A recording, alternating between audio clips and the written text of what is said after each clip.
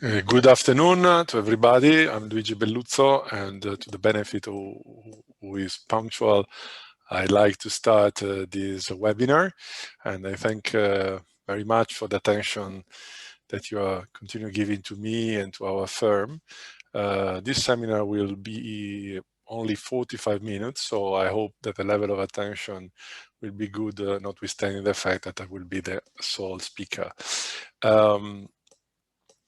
Italy is still working. Let's make a COVID statement like UK is or Switzerland is. Of course, it's not an easy moment, and all our offices in Milan, Verona, London, Singapore, Lugano are now active still, and we look forward to stay alive and kicking for the next weeks and months. Nevertheless, the situation has really changed. But attention to Italy and to people related to moving to Italy or without moving to Italy, interested in investing in Italy, still is on. For example, this morning we got a new client for moving with a flat tax rate, and so it's still an interesting time to discuss. So after this 60 seconds, giving also the last people to attend, I like to start this webinar. It will be very practical, I hope, and we are going to discuss about trust and estate planning issues and solutions related to the mobility of people and assets, because nevertheless, notwithstanding COVID, the situation will become again the one before. Everybody is hoping, and I'm pretty sure it's just a matter of time. So it's always good to have an update with a cross-border perspective, both in the situation of an international family already in a cross-border perspective, or to other families, not necessarily Italian family, but German, Swiss, English, Indian, American, whatever, that they are trying to move or to evaluate. Today we have people attending from more than one continent. We have people also from Africa and from Asia attending this webinar, and I thank them as well. So what I'm going to talk about is moving residents to Italy, trust planning. As everybody should know now, Italy is a good jurisdiction for trust, notwithstanding the fact that we do not have a trust legislation. Then there are some recent cases about the dual treaty, so the treaty to avoid double taxation signed by Italy. We had a couple of recent answers from the Italian tax administration, and also a new court decision on UK res not dom, which is quite relevant. Last but not least, there is still a lot of attention to real estate investment, especially in prime location and trophy assets, the lakes in the north of Italy, in Tuscany, Puglia, Sardinia, and as you know, Italy is a really changing landscape. Every 20 kilometers you can find a beautiful place. So I'll start now with the Italian regime of attraction. Italy started this regime aimed to attract ultra high net worth individuals. That's why it's quite costly if you compare with other jurisdictions, because it's going to cost 100,000 K. But just to give a level of attention, we are in the perspective of a lady or a man asking, shall I move? What about my family? And what about my job? And what about my wealth architecture? What about COVID, of course? And where I move, where and how?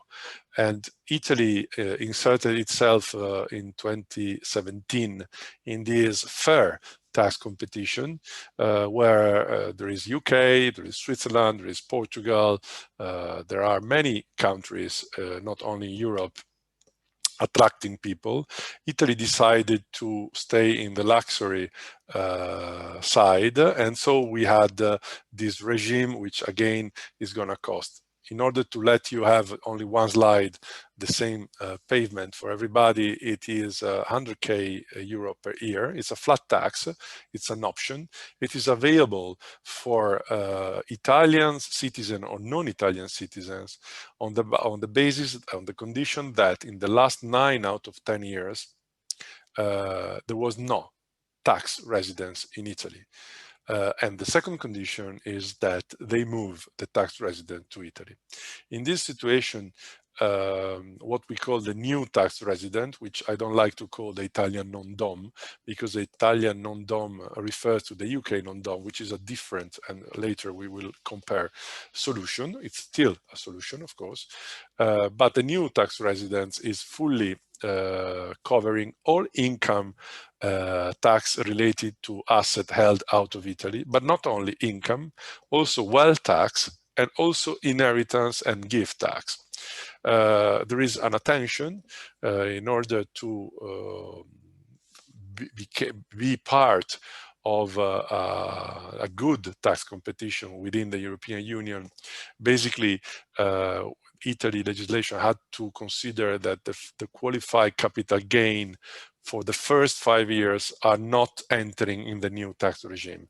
This is because we don't need to have people just coming, selling, and moving out, but we are interested on people really moving their center of life, family, and business in Italy, as we will say.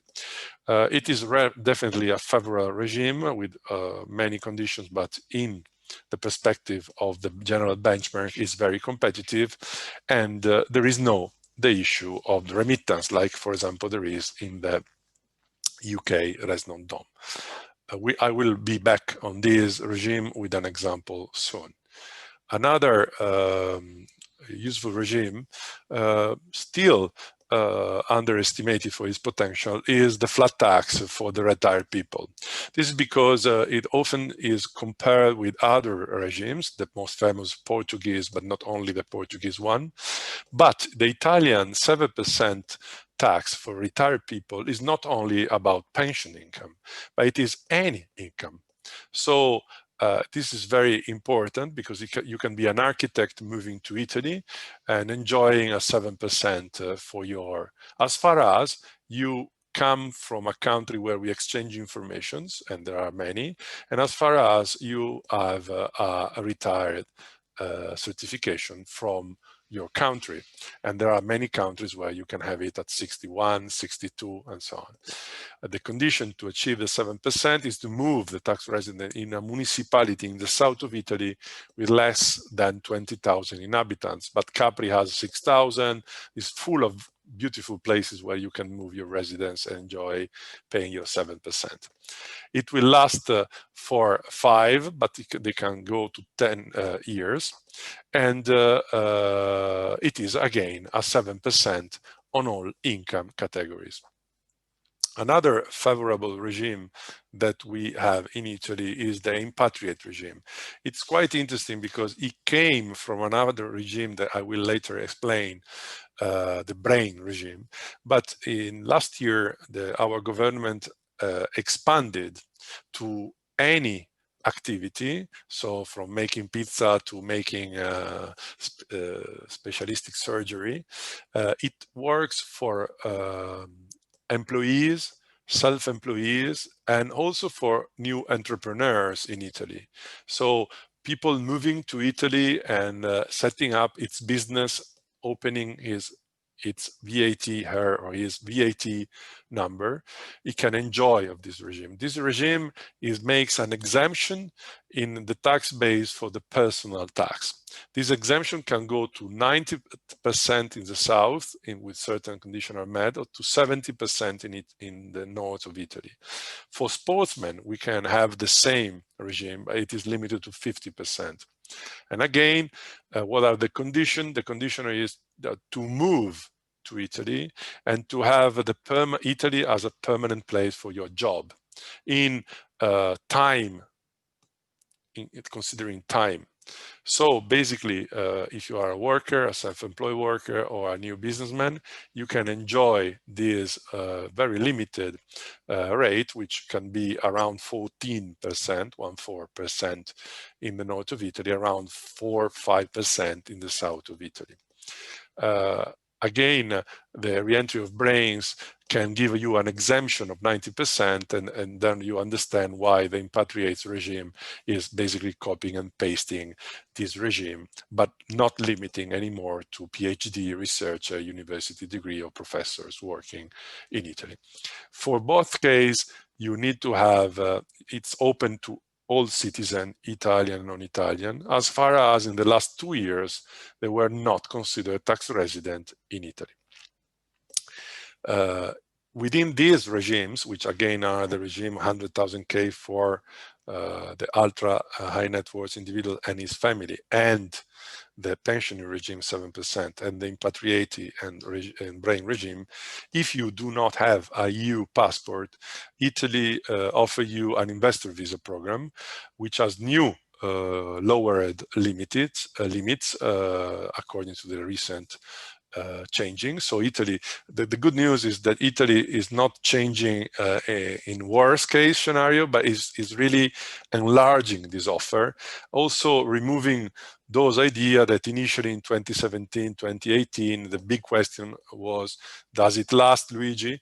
Well, actually, we can say that it lasts, because 3 different regimes, 3 different governments from 3 different party orientation, they not only accepted it, but enhanced those regimes. If you are not a EU passport holder, you can now enter quite easily Italy, as far as you are fully scrutinized by our efficient police, I must say. You have to invest 2 million in Italian government bonds, or 500,000 in equity instruments, for example, an Italian stock exchange, or invest at least 250,000 in share capital of an innovative startup, or donate 1 million to philanthropic projects, which in our experience has been already made, also entering the so-called art bonus. The art bonus is giving back to the Italian taxpayer 65% what he has invested. So if you combine the flat tax 100K with this, it means that for your Italian taxation, because I again underline that the flat tax cover only the foreign assets, income, and wealth, and inheritance and gift taxation. So basically, you can have a very good balance. Last but not least, the regime that I described are not compatible. The only one is the investor visa regime, which is, of course, essential if you do not hold a EU passport holder. Here, the last row is UK passport, because there is a sort of Brexit rush, because as you totally understand, somebody with a UK passport until December 31st is still in the EU, so he can enter Italy with the EU way, but probably this will not be possible anymore from January the 1st, 2021. So if your client is a UK passport holder, we can have also a different way. In order to explain me better, I would like to talk about a couple of cases. This recent case occurred to a client of ours, but just to give you also the timing, in October 2019, so almost 1 year ago, we start an assessment phase. We generally work with the client and basically the client advisor, sorry, and therefore the assessment phase started. We worked together for a couple of weeks with the aim to understand whether all conditions could be met. In November, we started the application for the Italian investor visa that we achieved for the whole family, because I didn't say before that the investor visa, notwithstanding, is one investment to be performed after the authority agrees with you to enter Italy. It gives you an unlimited Schengen visa for the whole family with a very broad concept of family. We will later move on this example as well. In December, we drafted the ruling, and on December the 20th, we posted to the Italian tax office. According to the law, the Italian tax administration specific office in Rome working on this new tax resident, they have 120 days Sometimes they ask for 30 days more. It really depends. There are 3 different clusters, but I cannot enter too much. But we have quite a high degree of experience because we've done many cases until now. And in February, at the beginning of February, we had a meeting. We usually have a meeting with the Italian tax office in Rome in order to sort out small things, because we tend not to give many information. As you know, we are not obliged to describe the full wealth international architecture of the client, and we feel that privacy is very important. In late March, notwithstanding COVID lockdown, we had a video conference in order to fine-tune the last things, and early April we had a positive ruling. So we started to actually move. Was not easy because of COVID. The family, we had oppression on the other side, in the other jurisdiction, so we needed to move. And the civil law relocation update means that you move to the municipality, you need to go before the municipality, you need to go before the local police. There are minor issues, but important details that our firm can care of in all Italy. Last but not least, the whole case is up if the client will opt in for the payment of €100,000, and this is going to be in June 2021, because 2020 was the first year to enter the regime. I noticed that somebody is with a hand. I finish and then I try to understand. If you have questions anyway, you can use the DNR chat in order that I will see and report questions to everybody. Another important case is related to the ones that we all know, because in June 11, 2020, the tax authority released document 178.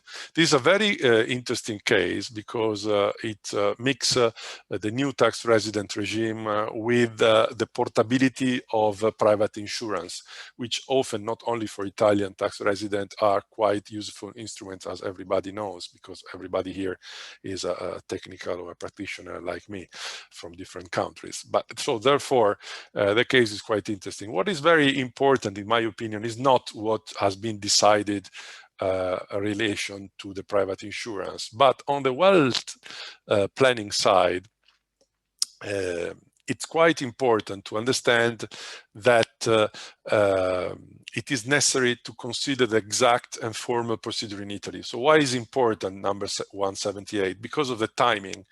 It is very important to be accurate before moving, because before moving, together with the client, other advisors in the other jurisdiction, we can decide whether it is better to move something, to restructure something before or after. In this case, for example, they mismatch a little bit with the Luxembourg private insurance, with an unwilled situation that basically was not in the perfect shape for the taxpayer. And actually, we're quite happy because this reply from the tax office confirmed our firm position, and again reinforced the necessity to pay attention to the delicate moment when an individual plans to move to Italy, because it is important to understand the timing and also to understand the option for this timing, because it's quite important. The effectiveness of the option is to be considered very carefully. Once again, the new tax regime is not a natural regime. The taxpayer needs to opt for this regime in order to enter. What I did not say before is that the option for 100K could be enlarged to other familiar relatives, the wife, the uncle, the nephew, by paying 25,000 for each individual. Once again, it's not compulsory, it's an option, and again, it's to be considered carefully. In one of the example of our case, the wife of a client who is a Briton, she is American, and we decide with the US advisor of the lady to pay the 25K in order to reduce the tax burden of the dual tax imposition between Italy and the US, because she is a US citizen and therefore taxpayer, and she could have been considered also tax resident in Italy, because she is going to be more than half of the year in Italy together with his husband. So we pay 25,000K. I don't see anything in the Q&R, so maybe the who raised the hand was a mistake. So I go on this, and I hope to be clear on that. Another issue that I would like to discuss together with you is Italian trust. This for a twofold situation. First of all, international trusts are welcome to Italy as investor. You can check in our stock exchange authority to see it, but not only. There are many investments owned by international trust in Italy already, and we are one of the firm who basically working on this since decades, contributing to the development of the use of trust in Italy as well, of course, in full tax compliance. But if you compare the Italian new tax resident regime or other regimes with the fact that you could be a co-trustee, or you can be a beneficiary of the trustee, or you can be the settler of an international trust before moving to Italy, is quite interesting to understand the interconnection. And so the question for the settler could be useful to structure a trust in Italy, a trust, of course, in compliance with the Hague Convention, otherwise for Italy is not a trust which in Italy is an Italian taxpayer. It is an Italian corporate taxpayer. This is quite odd for a British or for an equity lawyer, but in Italy we have the trust itself as a taxpayer, and it's paying IRES, corporation tax, at 24%. But in Italy, we do trust as non-commercial entities, and therefore they replicate the situation of a private individual with different tax categories and with different income substitutive taxation. So it's quite interesting because you can have an alter ego paying a different tax. This again could be interesting for the mobility of people, because you could have your house owned by a trust. So if you move out of Italy, you don't need to bother too much to the real estate in Italy owned by the trust with your family as beneficiary. So in Italy, another advantage, it's a trust-friendly jurisdiction, because the tax authority has now a clear understanding. We have several circular newsletters from the tax authority, so it's quite interesting. And you can have a non-commercial irrevocable discretionary trust in Italy, tax resident in Italy, or of course, if you are a 24 bis or a new tax resident dweller, you can have an international trust. Assuming a cross-border perspective, is quite interesting that Italy last year, from December 2019, introduced a clear legislation for Italian beneficiaries of non-resident trust. It's quite interesting. Again, you can have somebody from a family moving to Italy and still being a beneficiary of a trust made by his British father or Indian father or Singapore father. Okay, so it's quite interesting, and we can combine this. So following the Italian tax rule, what is applicable to trust is applicable also to foundation. Also, it's always better to have a double check, especially because of CRS and the register of ultimate beneficial owner. But once again, this is too complicated. I'm talking to people who perfectly understand that. Now I am just giving you some draft and general idea about Italy as a convenient jurisdiction to move or to invest through trust or without trust. Let's assume this simplified structure where we have a trust with two trustees with the family as beneficiaries. We can go in full legal compliance, in full tax compliance, and we can have an interesting situation like a look-through trust. Look-through trust can be revocable. For example, a revocable trust is going to be considered look-through by the Italian tax authority, and I totally agree.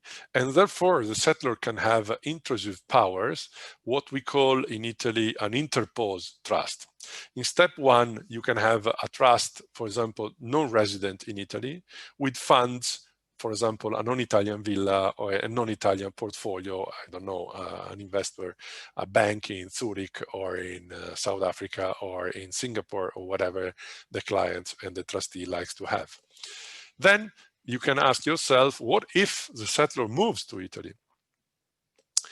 Mr. Settlor can apply the 100K lump sum regime and moving to Italy. This could be a very interesting and convenient situation because the tax authority in Circular Newsletter 17 of year 2017, they expressly explained that this could be an acceptable situation. So you can have a very interesting situation where you have a citizen, your client moving to Italy and enjoying the full regime of the 100K, the lump sum regime, but in the same time, it can make some influence with intrusive powers without no issues for the Italian tax authorities. Of course, we need to check also the other borders outside of Italy, but in this case, it's quite interesting. One question that you can make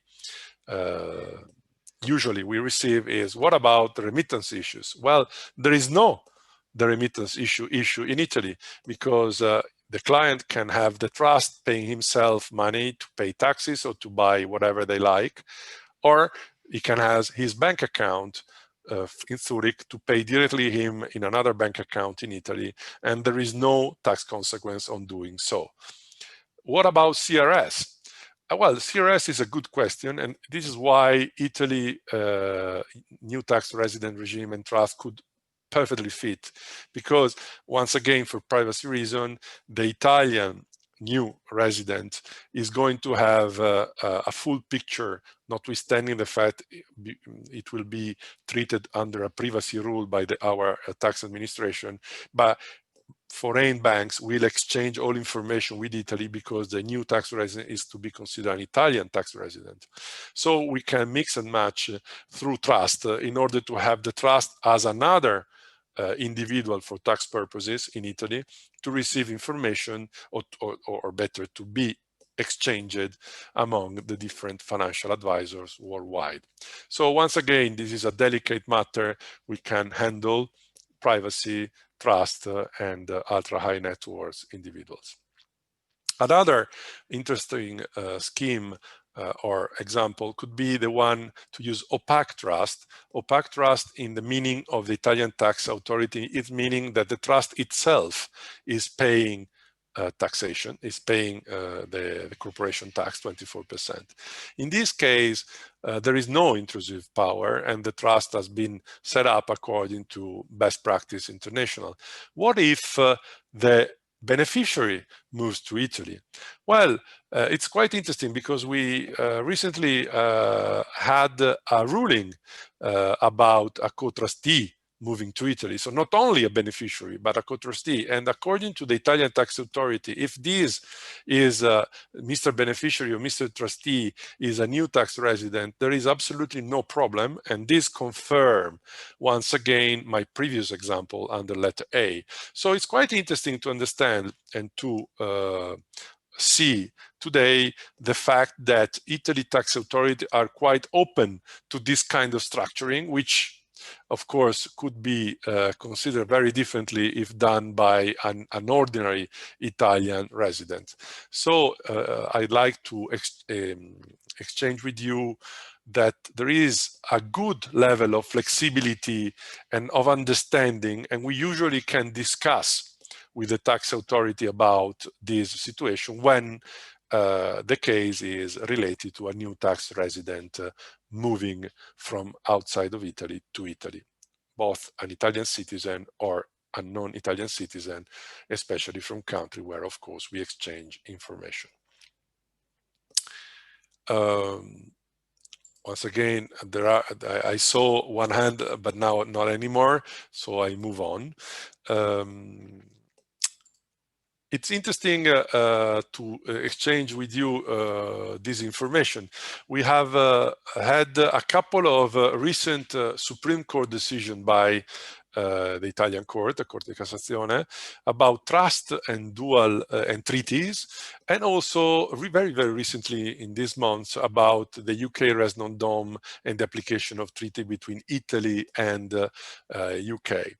Well, concerning trust and DTA, the case is quite interesting because the Italian Supreme Court made a very significant contribution to the discussion in relation to trust and the application of treaties, not only with reference to the treaty, which the case was related, Italy and UK, but also because it introduced a new principle for Italy in order to have a trust recognized as a person for the purpose of the treaties, notwithstanding the fact that only the treaty with the US literally has the trust as a person. So it means that now we can have all treaties applicable to trust as well.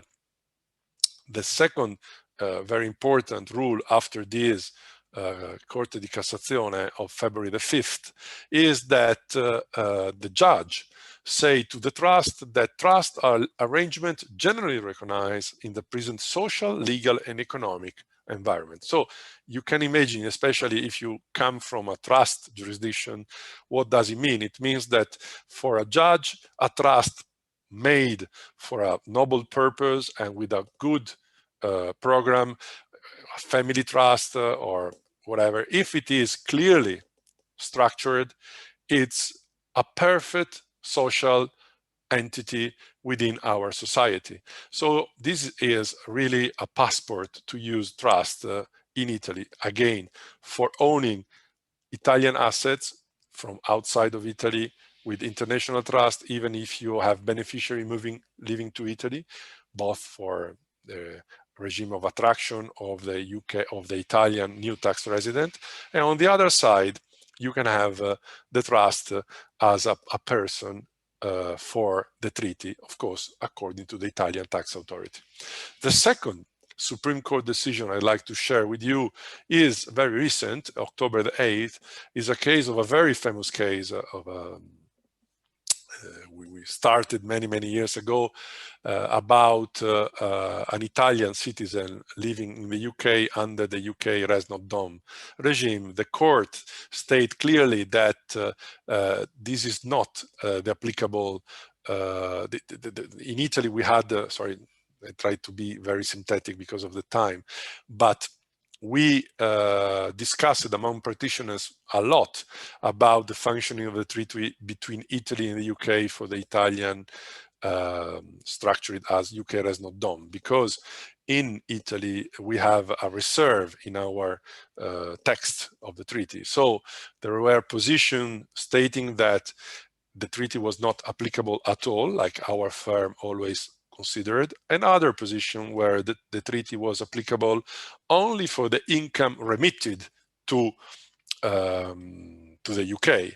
So of course, everybody agrees, including our firm, that when you go on the arising basis, the treaty is applicable. But if you go on the remittance basis, the treaty is not applicable. Well, the court decision of 8th of October clearly state and agrees with our position. So notwithstanding the fact that there is a remittance, the idea of the court is that the treaty is not applicable, which is quite an important step in the whole structuring, because as you fully understand, many Italians enjoy the UK res non dom regime in the past, and still is a good regime because the first 7 years, of course, is cheaper than Italy, but it's quite interesting. As you perfectly know, we work a lot with Italy and the UK, having also the Italian larger firm in London, and we work, of course, with many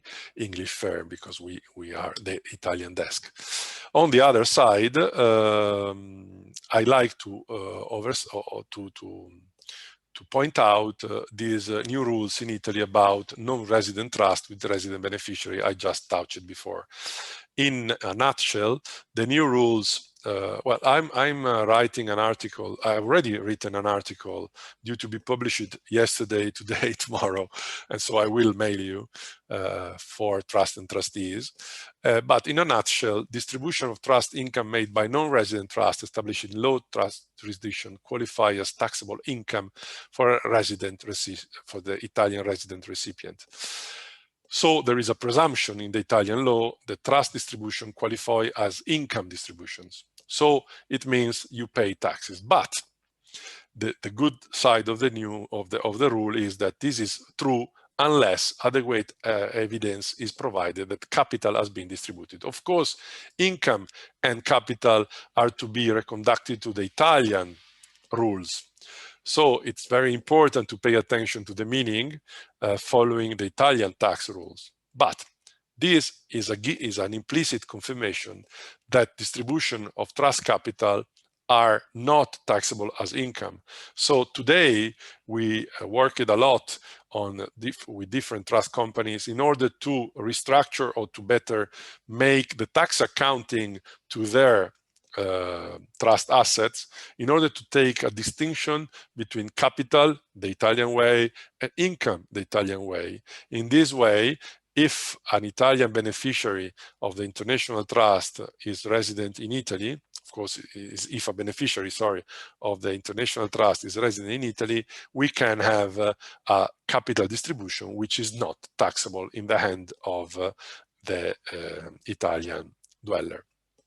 This whole concept overtook Circular Newsletter 61E 10 years ago, jeopardized the whole structuring of trust and introduced this double white non-resident trust test, as we call in Italy. So it's quite important to check the structure of your client if they decide or they desire to move to Italy, either because they want to go to Bocconi University or to University in Rome, or they want to become the CEO of an Italian company enjoying the favorable tax regime of attraction, or they want to move to Italy under the new tax resident regime. I basically finished my presentation about the idea to move residents to Italy, and I'd like to touch base with you also because Italy is still attractive as a place where to own a real estate or assets, being non-resident, of course. We had the experience in our firm of assisting many foreign clients purchasing vineyards or farmhouse or buildings or trophy assets in Lake Como, in Lake Garda, in Tuscany, or hotels. And so, of course, I'm just concentrating now on private client, not on business, but we can structure, of course, also business. The idea is there is a time for your client to buy an Italian villa? What are the indirect taxation upon purchase? And is there capital gain after? As you can read, in Italy, private purchase of real estates are not tax imposable after 5 years. And if it is your first house, but it's implied that you move to Italy, then you have no capital gain on that. So you can have also now a good market for the buyer.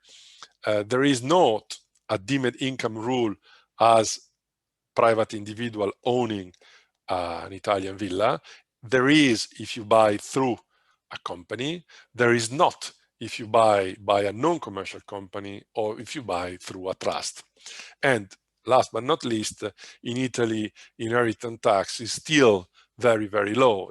We're talking about 4% if you go to your descendants, to a maximum of 8% plus 8% if you have not your heirs in your descendant lines, sorry.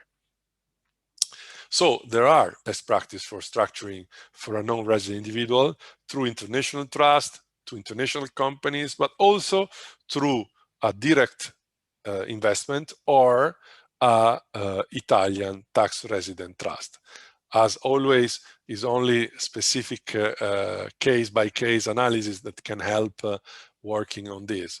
And as you perfectly understand, best practice are there to be full tax compliant.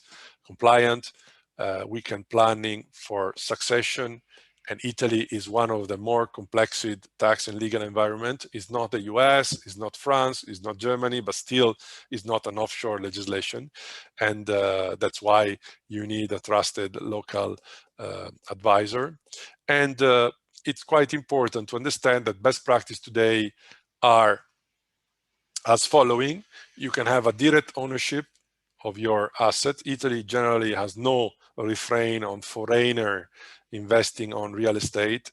You can even structure a foreign company. You see the yellow phase because sometimes we need to be conscious that this could create some issues, but again, we're still in the full compliance. We can structure a foreign company owning a villa, but in this case, owning also other assets. You know, the second case issue is that the tax authority could state that this foreign company is related to Italy because its own asset is Italy.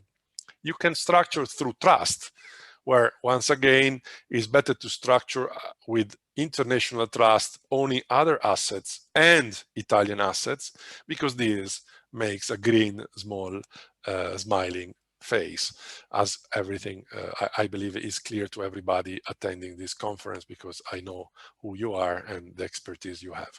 So once again, we have best practice, and we can work together on structure the better for your client.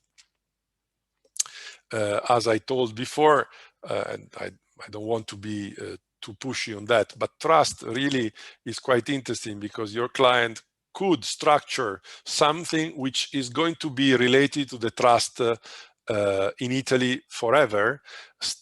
Basically, if you do not have a look-through principle in your country for inheritance tax purpose, you can sort out also that issue.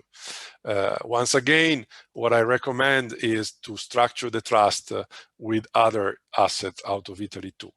Well, the trust itself, resident or non-resident, is to be considered as a private individual. So after 5 years, there is no capital gain, and there is no inheritance tax, and stamp duties are almost the same. The only difference is if you buy the first house, but this is not the case for your foreign client.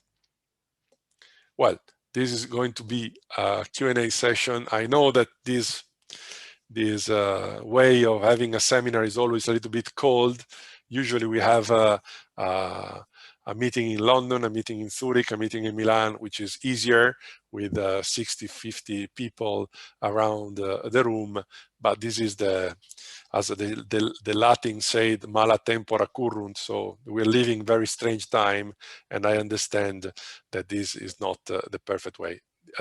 We will circulate this presentation to everybody. Of course, there is a full disclaimer. You know us because you enroll yourself to this webinar, and I'm more than happy to discuss on a private basis, one-to-one, at your earliest convenience.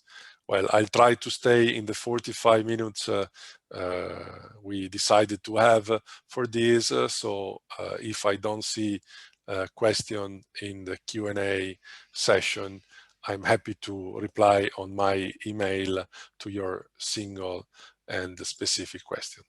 I thank you very much for attending this conference, and I'm punctual at 6:15 the time in Milan to end this conference. Oh, there is one. Sorry, there is one. Do you recommend applicants always have to request a ruling? Yeah, the question is a good question. We generally recommend always to make the ruling, because the ruling provides you two certainty. The first one is you declare yourself in a very proper way to the Italian tax authority, and you obtain a positive ruling, meaning that you can work with a more relaxed environment. I know that other professionals are saying that you don't need, because it's not compulsory by law, and they recommend to enter Italy and then to fulfill the requirement. And this is my second why you should better have a ruling, because if you do a ruling, your level of compliance in the future is just to check a box and pay 100K. If you did not have a ruling, you need to provide with your tax return all the information you should have provided before. So generally speaking, in our case, only one experience, we decide not to go with the ruling because there was a specific concern to be sorted out. It was not a tax concern. Then another question is, it is compulsory to live in Italy when applying for the investment visa? No, it's a procedure that you can do before. You have actually to do before, and also you do not have to invest anything before you are accepted by Italy through the investment visa procedure. So the timing is, you decide to do so, we do an assessment, we provide you, and we do the investor visa application. Once the Italians say yes, you have 3 months to comply with your commitment. Once you have done, you receive an unlimited Schengen visa for you and your family.